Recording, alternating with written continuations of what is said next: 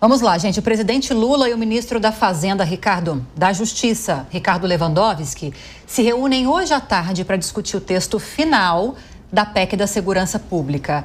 A expectativa é que o texto seja enviado ao Congresso Nacional até o final dessa semana. A proposta, que vem sendo debatida desde outubro do ano passado, passou por muitas alterações, após muitas críticas de governadores, deputados, senadores. A PEC é a aposta do Ministério da Justiça para permitir a integração das polícias e ampliar o combate ao crime organizado. E aí a expectativa, Mônica, é que o texto final, vou enfatizar essa palavra, o texto final da PEC da Segurança Pública finalmente chegue ao Congresso Nacional. Depois de tanto embate, idas, vindas, será que chegaremos em breve neste ponto? Depois de tanta politização, né, Lívia? Porque faltou ainda, apesar de tantas indas e vindas, ainda faltou discussão técnica, ainda faltou olhar de prevenção, né? Porque, novamente, temos aí uma grande PEC que acha que apenas ter mais polícia vai resolver e que apenas fortalecer a polícia vai resolver. Com certeza a gente precisa fortalecer a polícia, com certeza precisa mexer nas estruturas, com certeza precisa mexer nos sistemas de comunicação, nas diferentes, né, círculos que não são concêntricos, que não se falam, tudo isso precisa ser resolvido.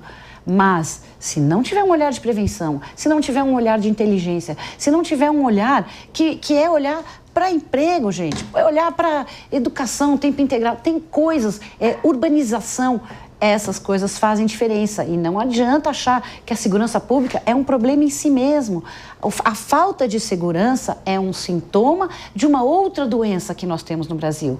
É um sintoma, ela não é uma doença sozinha, ela não existe se não houver o problema de saúde, o problema de educação, o problema de ocupação do trabalho, de moradia.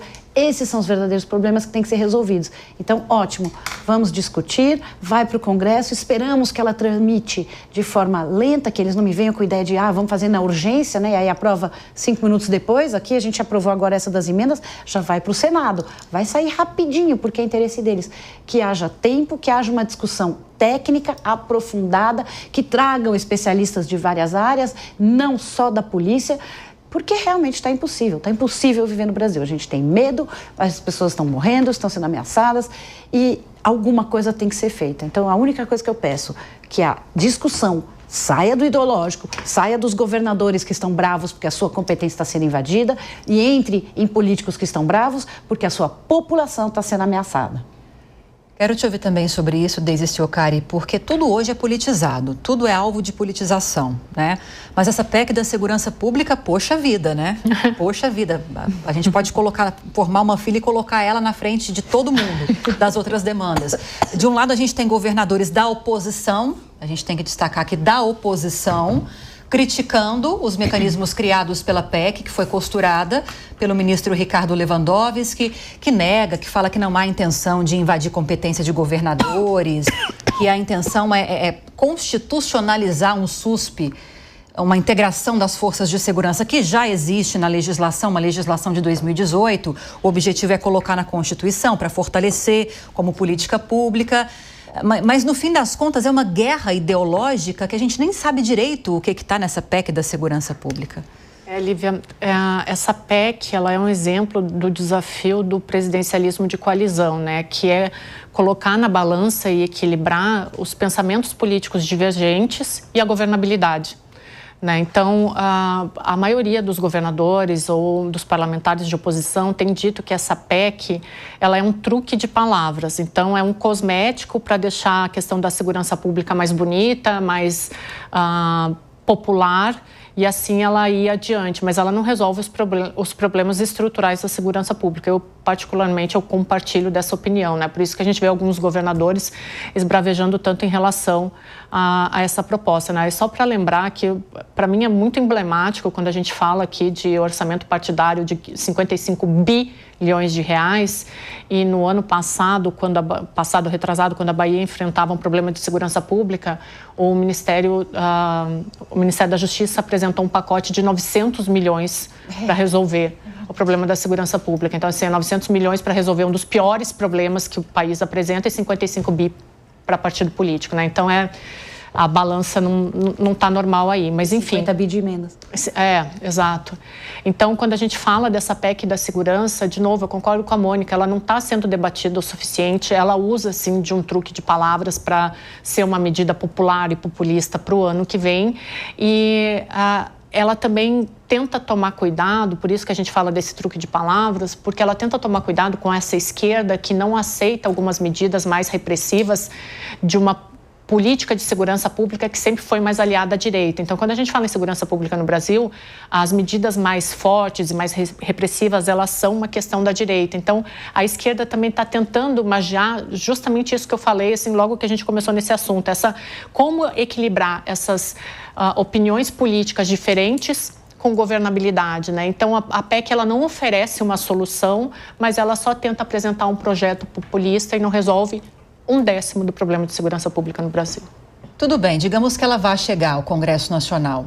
Digamos que ela chegue, apesar das nossas desconfianças de que isso vai acontecer.